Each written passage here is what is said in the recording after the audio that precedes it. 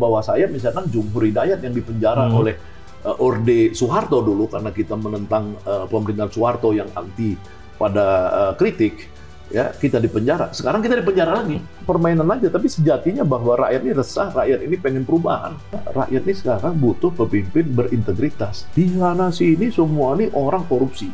Di sana sini koruptor di zaman Jokowi. Makanya indeks korupsi itu hancur. Ini banyak tokoh-tokoh yang sebenarnya bisa membimbing Indonesia ini untuk ke arah revolusi.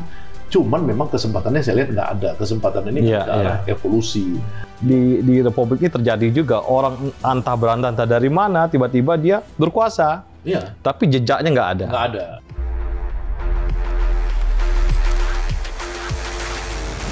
Halo sahabat OMB, obrolan wajib baru.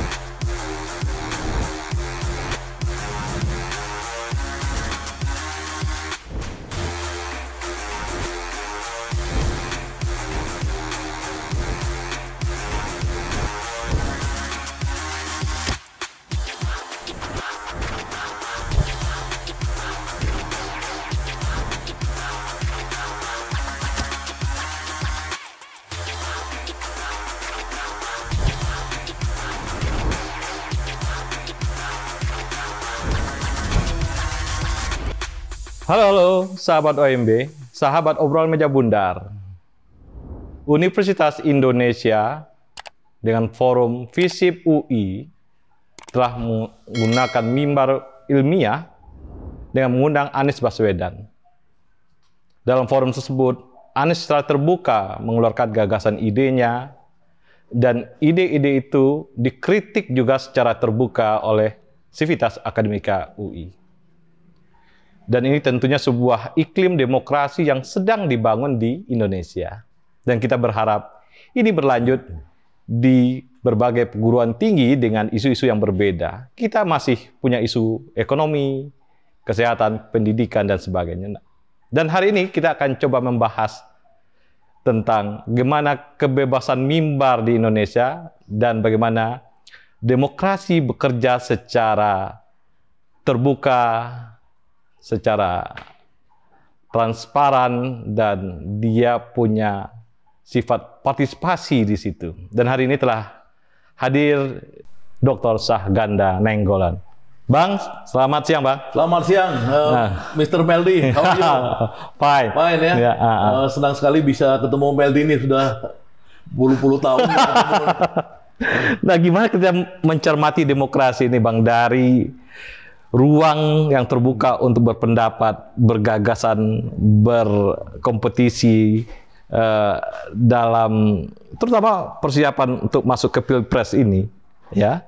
Apakah apa yang terjadi sebenarnya dalam demokrasi kita saat ini, Bang?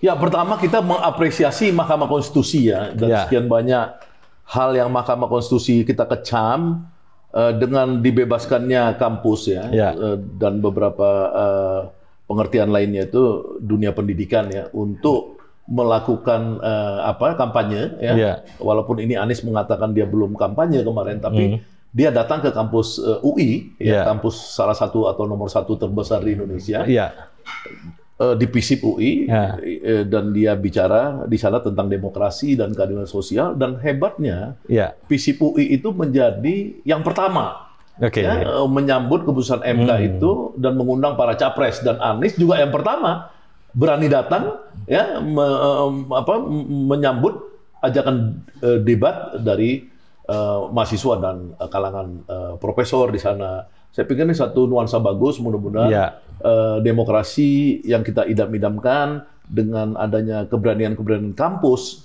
menyambut ini bisa semakin positif ke depan. Ini langkah awal kampus, Bang, ya, untuk menstimulus kampus-kampus lain untuk menjadikan pintu mereka terbuka, bahwa kampus itu tidak perpanjangan tangan dari kekuasaan gitu ya. Nah, Anies telah membuka dan FISIP UI juga membuka. Tentunya kita berharap untuk kandidat-kandidat lain juga akan masuk ke forum itu dan berbeda pendapat, saling mengkritik atau beradu gagasan tentunya, Bang. Ya, karena kan selama ini kampus-kampus itu kan kebanyakan jadi takut karena demokrasi selama zaman Jokowi ini dihancurkan ya. Dihancurkan, indeks demokrasi menurun terus, sekarang 54 ya. Jadi orang-orang ditangkap seperti saya di ditangkap oleh rejim Jokowi hanya karena mengkritik undang-undang Omnibus Law di dalam 5 Twitter, tapi kemudian saya diancam penjara ya oleh undang-undang pidana 1946, ya undang-undang kolonial. Nah, itu kan memang rejim ini sudah terlalu lama menghancurkan cita-cita reformasi yang teman-teman Meldi dan generasi Meldi lakukan pada tahun 1998. Jadi dengan memberi kesempatan kepada kampus-kampus ya untuk menyongsong demokrasi, merevitalisasi demokrasi, kemungkinan besar ya nanti kampus-kampus lain akan ikut ya untuk memberikan ruang debat kepada calon-calon presiden dan rakyat akan menonton karena di situ nanti kebebasan mimbar itu akan menjadi uji validitas, uji kehebatan dari seorang capres tersebut, ya apakah dia bisa menjawab kalangan intelektual, kalangan akademis. Saya pikir kita sambut positif ini. Nah, ini kan sebenarnya kalau kita lihat keberanian Anies sebagai eksponen reformasi, ya, yang berbeda dari figur-figur kandidat capres lainnya. Ini atribut-atributnya bisa dikatakan Anies ini apa, Bang? Apakah anak zamannya reformasi atau gimana sebenarnya? Anies menunjukkan dia lebih siap dalam debat. Debat ini kan sebenarnya produk dari reformasi. Zaman dulu kan orang nggak ada istilah debat. Yang ada yes man, asal bapak senang, feodalisme dan lain-lain. Nah, zaman reformasi itu ditandain orang berani berbeda pendapat, kritik, checks and balance dan lain-lain. Nah, Anies ini menurut saya mewakili orde itu, orde reformasi. Karena pada saat reformasi dia itu adalah reformasi kita tarik 1-2 tahun ke belakangnya juga boleh dong, ya kan? Jadi Anies itu ketua senat mahasiswa di UI, ketua senat ketua mahasiswa di UGM dan ketua senat antar kampus-kampus, Palem dan lain-lain. Palem itu dengan ITB dan UI ada Wahyono Nurholis di ITB, Chandra Hamzah dan dulu mantan istrinya anaknya Nurholis Majid di UI. Tapi di luar itu juga mereka bangun kerjasama dengan SMPT lain, misalkan Padli John di UI, kemudian Tengku Sarul Ansari. Juga forum-forum kota gerakan-gerakan kota. Tengku Sarul Ansari di Panegoro dan lain-lain, dan juga antar kota. Jadi Anies ini memang adalah tokoh reformasi. Jadi dalam mengklasifikasi ini saya membagi 3 capres ini pada 3 zaman. Apa aja nih? Ini menarik nih. Ganjar itu saya anggap dia orde lama. Kenapa? Dia kan umurnya bukan di situ. Tapi dia mewarisi pikiran yang Soekarnoisme itu. Jadi dia ini adalah petugas partai dari Bu Megawati yang mengatakan bahwa seluruh hal yang menyangkut dengan Megawati dan PDI adalah ajaran Soekarnoisme. Ya kan? Ajaran Soekarnoisme. Nah, kemudian kita lihat Prabowo kan membawa ajaran Soeharto, membawa Soehartoisme. Ya kan? Dia ini adalah menantu daripada Pak Harto. Jadi dia ini mewakili Orde Baru. Semangatnya Orde Baru, dan Anies ini mewakili Orde Reformasi. Nah, perbedaannya di mana? Kan itu tentu. Orde Soekarnoisme ini seperti Bung Hatta, proklamator kita, menulis dalam tulisannya Demokrasi Kita, yang ditulis beliau tahun 1960, bulan 31 Mei 1960. Itu mengkritik bahwa Soekarno itu telah menghancurkan demokrasi, telah menjadi otoriter, totalitarian, ya, dan mengatakan demokrasi itu hanya ada demokrasi terpimpin, artinya demokrasi yang ditentukan oleh dirinya sendiri. Dan Soekarno membentuk DPR itu sesuka hatinya, membubarkan parlemen yang sudah dipilih tahun 1955. Nah, itu catatan Hatta dalam bukunya itu menunjukkan ini demokrasi kita ya. Ya, bukunya Hatta itu kan ada buku Hatta, kalau di googling Demokrasi Kita. Nah, Muhammad Hatta sebagai pendiri proklamator Republik Indonesia sudah mencatat pada tahun 1960 dalam bukunya itu bahwa Soekarno itu adalah rejim fasis totalitarian. Ya, dia ingin rakyat maju makmur dengan cara totalitarian, terpimpin. Yang kedua itu adalah Orde Baru Soeharto. Orde Baru Soeharto itu sebenarnya mirip aja dengan Orde Soekarno dalam hal totalitarian, otoriter dan lain-lain. Cuman memang pola pembangunannya yang zaman Soekarno ini lebih bercorak sosialistik, yang ini bercorak kapitalistik. Nah, dalam demokrasi yang Bung Meldi dan teman-teman ketika menjatuhkan Soeharto di era Orde Reformasi itu masuk beberapa hal, yaitu satu demokrasinya, karena teman-teman yang lahir pada generasinya Meldi ini pada saat itu merindukan adanya demokrasi. Apa itu demokrasi? Itu ada kebebasan berpendapat. Sudah 32 tahun merasa terpasung oleh Soeharto, ya kan? Jadi minta ada kebebasan berpendapat. Yang kedua, supaya ada pemilihan presiden dan wakil-wakil rakyat dipilih rakyat secara langsung.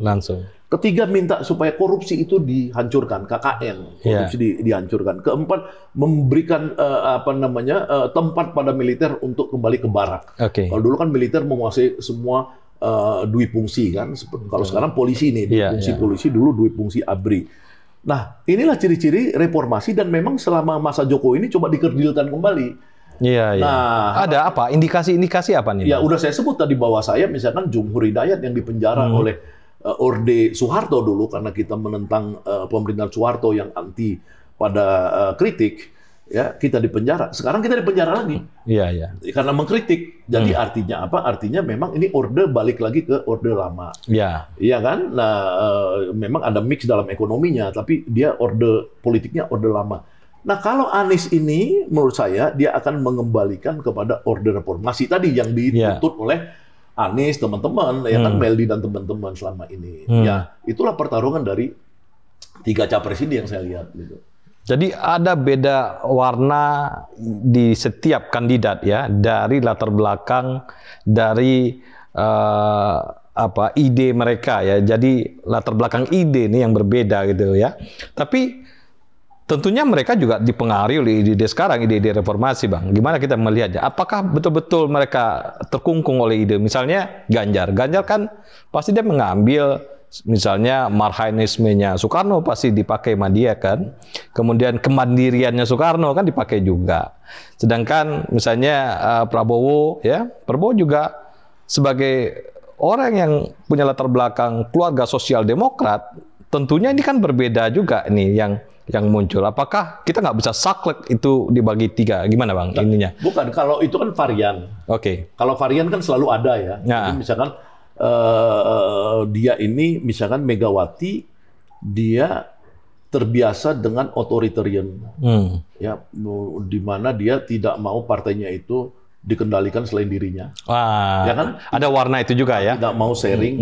Ya, bahkan ketika menentukan Ganjar sebagai capres, dia itu ingin sendiri, dan cawapresnya juga nanti dia ingin sendiri. Bahkan menteri-menterinya, polisinya kalau dia bilang ini. Ya, dan dia merujuk pada ajaran bapaknya. By claim ya, Herschel klaim itu ajaran bapaknya. Tapi ini mungkin Ganjar nanti karena dia zamannya hidup politiknya yang tadi ada warna demokrasinya, bisa jadi dia sedikit lebih soft, lebih ada warna demokrasi, bisa aja. Tapi kan saya cuma menggampangkan tadi bahwa ini ada dalam ruang lingkup Soekarnoisme, di mana Megawati masih cerminan sentral daripada Ganjar ini. Nah, kalau Prabowo juga begitu. Prabowo juga bisa, kan kita lihat sampai sekarang kan Prabowo juga tidak pernah bermusyawarah dalam partainya. Pergantian partai juga tidak ada peran dari partisipasi anggota atau partisipasi. Ada nepotisme juga di situ. Nepotisme apa segala. Ini kan feodalisme di sini, misalnya seperti itu kan. Nah, ini kan memang wataknya mereka begitu. Karakternya itu begitu, Mega begitu, Prabowo begitu. Kalau Anies karakternya memang itu seperti teman-teman yang kebanyakan di dunia yang lahir di dunia reformasi, dia senang dialog. Ya kan, dia senang bertukar pikiran, dia senang dikritik. Nggak pernah Anies itu dikritik. Misalkan kemarin di UI, dia dikritik oleh seorang perempuan yang mengatakan, kenapa Anda quote and quote mengambil hak bapak saya ASN, ya kan, harusnya rezeki bapak saya, tapi kamu pindahkan, kamu ambil tunjangan ya, tunjangan ASN itu tukinnya. Nah, maksud saya itu kan Anies senang dia menjawab, ya. Dia nggak pernah kelihatan gelisah kalau dikritik orang. Jadi itu ciri-ciri seorang demokrat sejati gitu.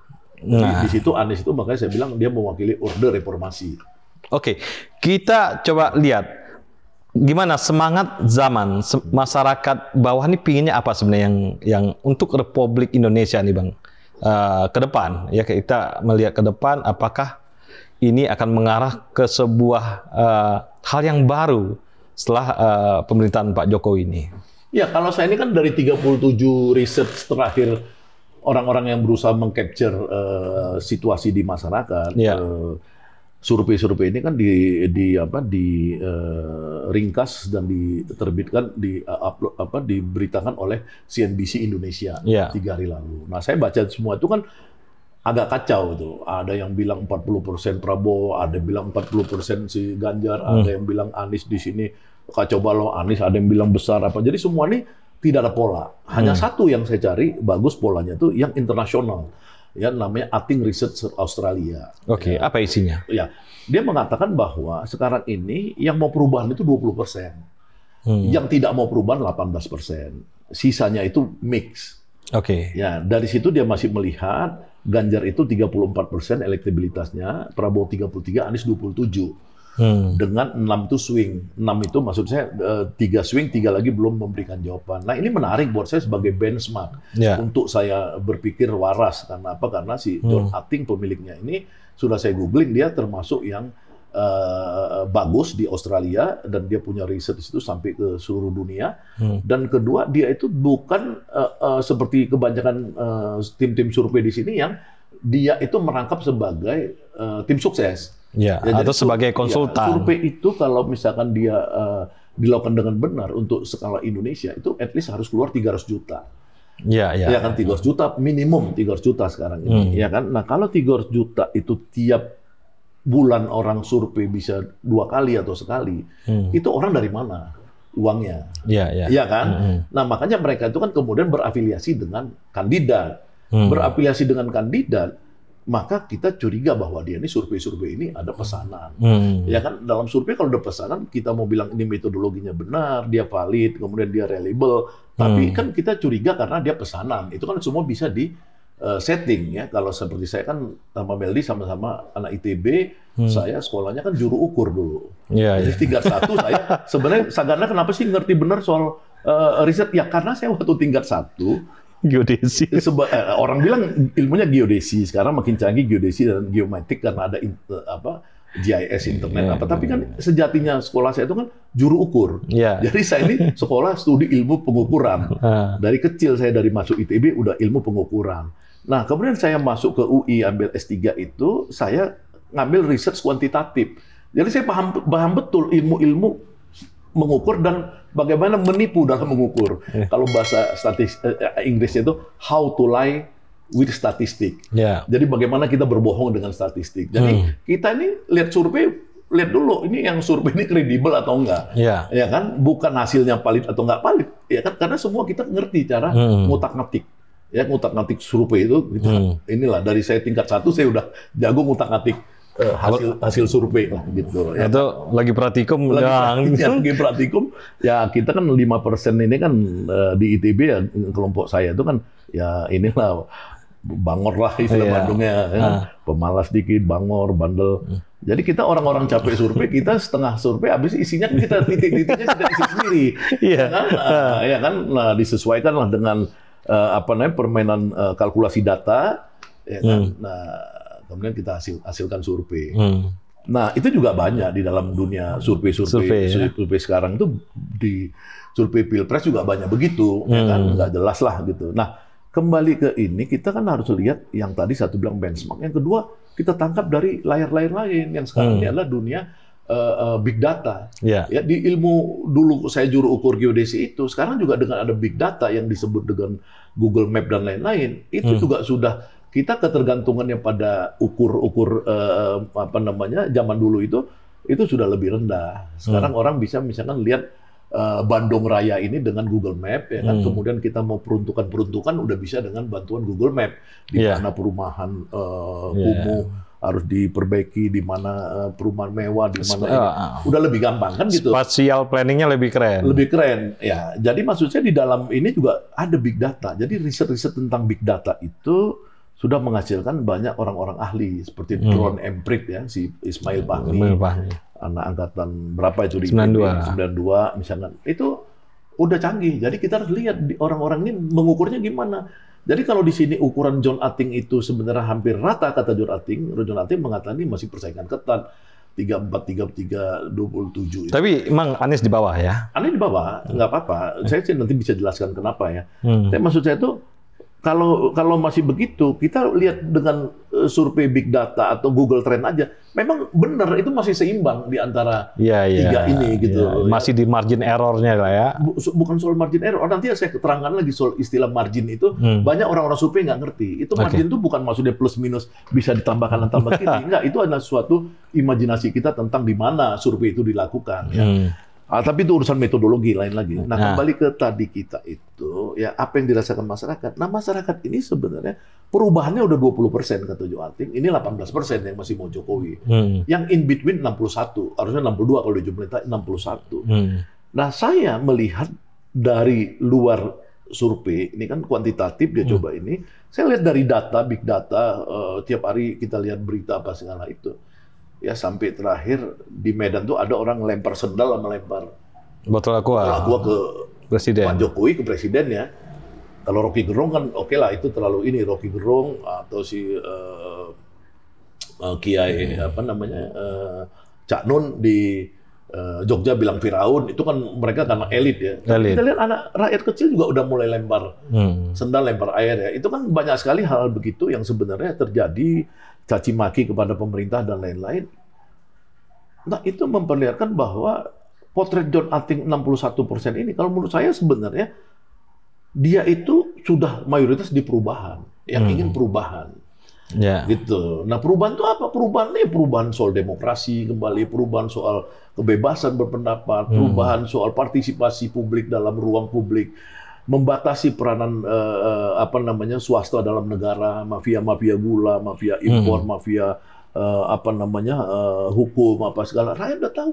Masa rakyat nggak bereaksi pada kasus-kasus Sambo, Teddy Minahasa, jual beli perkara di Mahkamah Agung. Ini kan rakyat baca. Masa kemudian itu nggak bisa di-capture oleh orang-orang yang bilang kepuasan publik pada Jokowi 80%. Itu kan menurut saya itu betul-betul how to lie with statistik gitu loh. Bagaimana berbohong dengan statistik. Memang bisa diciptakan 80. Betul kamu mau melakukan ini 80%. Tapi kan itu kan semua kalau dibuat dalam permainan itu bisa aja orang ya misalnya gini. Teman saya dulu pernah zaman Soeharto ya. Zaman Soeharto dia kerja di BPS zaman Soeharto. Ini supaya BPS sekarang jangan nuntut saya nanti. Dia itu selalu dulu survei, dia bilang. Dia sekarang udah profesor di sebuah universitas. Dia bilang dulu waktu mereka di BPS, dia survei, sebelum survei harga-harga kebutuhan pokok, mereka banjirin dulu itu tempat-tempat survei. Ya, misalkan di pasar ini mau datang survei, cabai tadinya mahal, dia drop cabai. Ini gula mahal, dia drop gula. Langsung harga turun. Nah, di situ baru tim survei masuk.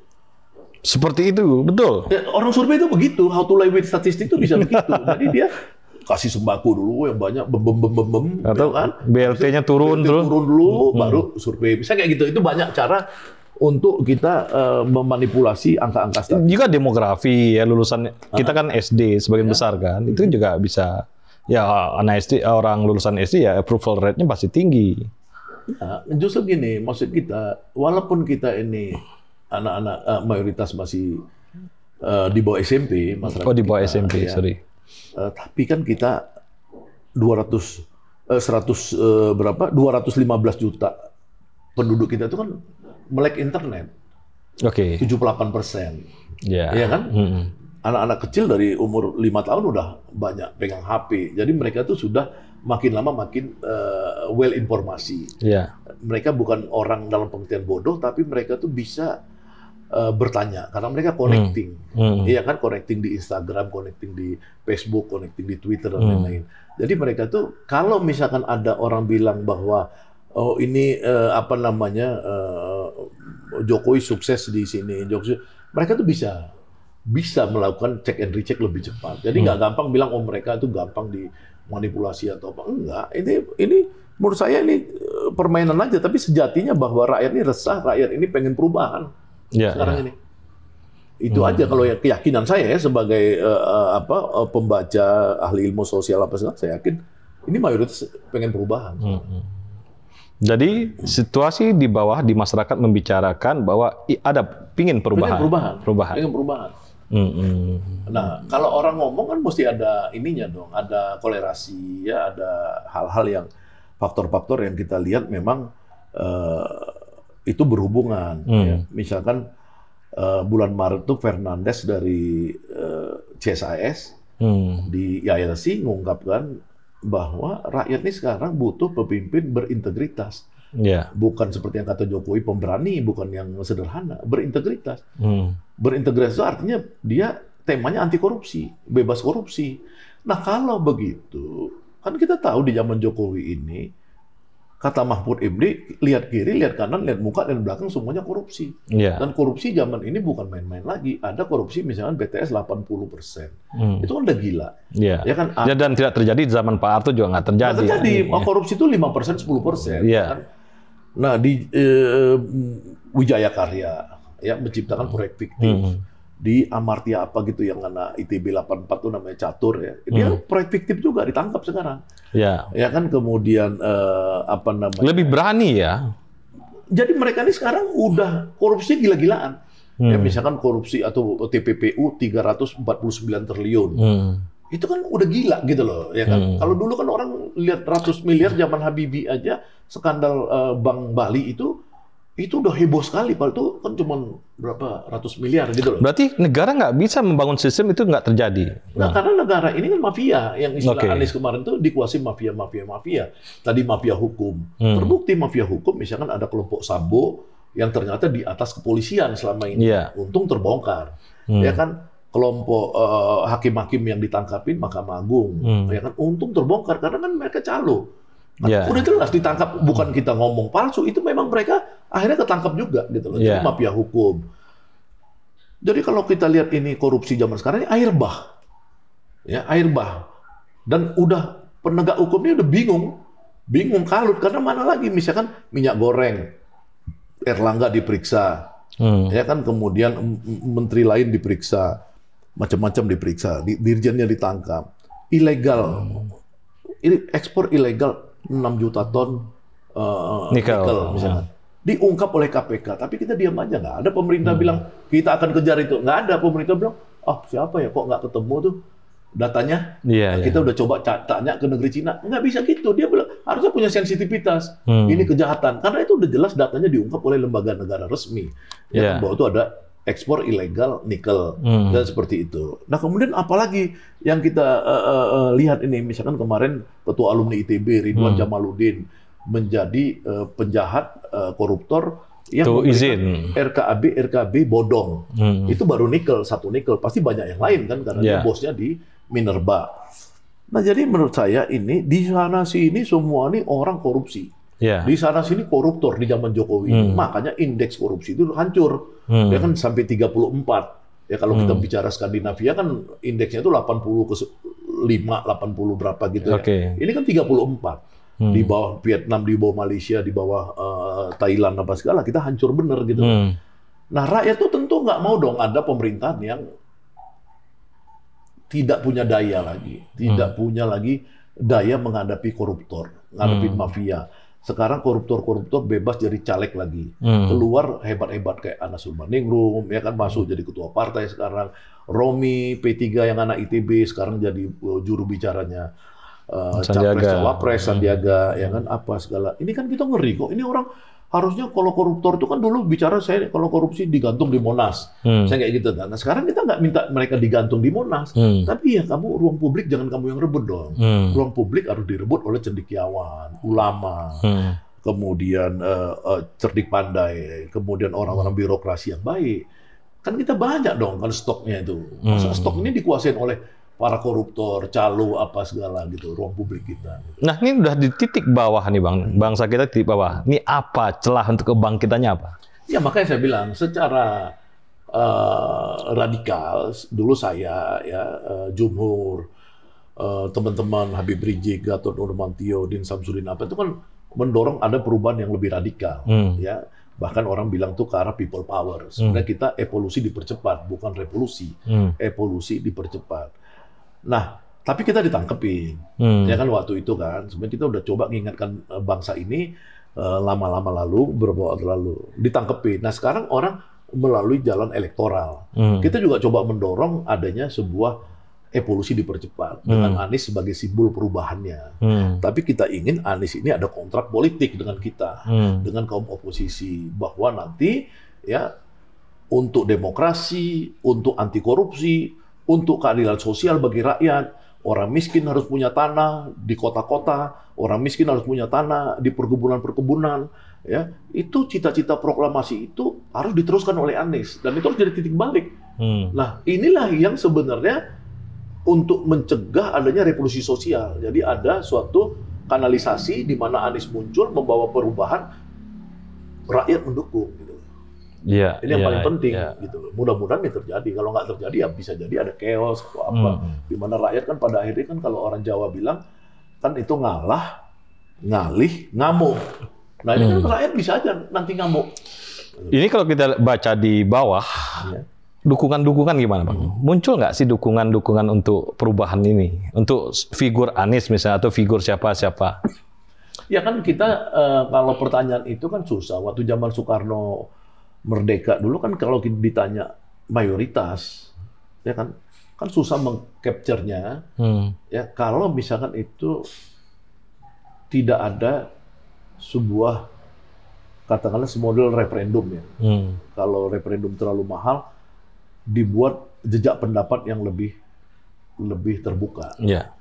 Nah, zaman sekarang ini problemnya karena negara ini menakut-nakutin orang, pemerintah ini menakut-nakutin orang, masih menangkap, ini kita belum tahu jumlahnya. Tapi, itu nggak terbuka jadinya. Tapi kalau saya kan ini akhirnya seperti Soekarno, Hatta dulu, ini kita harus merdeka. Modalnya apa? Keyakinan pada akhirnya. Ya kan, nah saya juga gitu sama teman-teman. Oh ini pasti ini rakyat sekarang butuhnya perubahan gitu loh. Karena ini kan to be or not to be. Kalau terlambat ya hancur karena kita udah hutangnya segunung. Kalau Misbakum bilang kan hutang kita 20.000 triliun, bukan lagi 7.700 triliun seperti yang didata oleh lembaga resmi gitu. Iya. Nah, ini lewat perubahan kepemimpinan, pergantian kepemimpinan ini akan menjadi hope. Jadi harapan kita. Ya, ini hope aja sebenarnya. Jangan juga kita berpikir terlalu too soon too much. Jangan juga, ya kan kita berharap ini misalkan Anies ini bisa merubah bangsa ini 60 ke 70% ke arah lebih baik. Karena ini bukan revolusi. Kalau revolusi misalkan Habib Rizik, Rocky Gerung, misalkan Gatot Nurmantio apa segala misalkan mengendalikan negara, mungkin bisa 80 ke 90%. Jumhur Hidayat misalkan ya kan yang sekarang jadi tokoh besar buruh di Indonesia dari ITB ditangkap, masuk Nusa Kambangan, masuk lagi penjara zaman Jokowi. Ini banyak tokoh-tokoh yang sebenarnya bisa membimbing Indonesia ini untuk ke arah revolusi. Cuman memang kesempatannya saya lihat nggak ada. Kesempatan ini ke arah evolusi. Dan kita bisa celah itu lewat pemilu. Pemilu, iya. Makanya saya pro pemilu, saya pro Anies Baswedan dengan sadar karena dia itu adalah bagian dari sejarah saya. Sejarah saya itu maksudnya seperti Meldi juga kan, kader-kader saya atau orang-orang yang pernah berinteraksi dengan saya ketika zaman-zaman kita melawan Soeharto. Ya, kita ngambil risiko, Anies ngambil risiko ditangkap, digebukin, di DO, Meldi di DO, saya di DO, kita banyak yang di DO, di apa, itu kan risiko. Jadi orang-orang gini ini bagian dari kita. Kalau Prabowo bagian dari orang yang nangkapin kita dulu, ya kan? Ganjar dulu tidak bunyi gitu loh. Saya nggak tahu Ganjar di mana waktu zaman-zaman ada pergerakan revolusioner zaman kita lawan Soeharto, Ganjar di mana kita nggak tahu kan? Iya, jadi ada sejarah yang terputus dan tiba-tiba orang muncul ketika reformasi dibuka. Ini kan di Republik ini terjadi juga, orang entah berantah entah dari mana tiba-tiba dia berkuasa. Tapi jejaknya nggak ada. Nggak ada. Itu banyak sekali. Itu banyak sekali sekarang orang yang tiba-tiba ngaku dulu anti Soeharto. Saya nggak ngerti ya. Saya tuh lihat Megawati aja sampai 96. Dia belum pernah anti Soeharto sampai 96. Dia baru 96 ketika diserbu PDIP, dia digulingkan ketika dia seharusnya dia Kongres Medan. PDIP mengalahkan Fatimah Ahmad. Itu berarti dia ngelawan Soeharto cuma 2 tahun.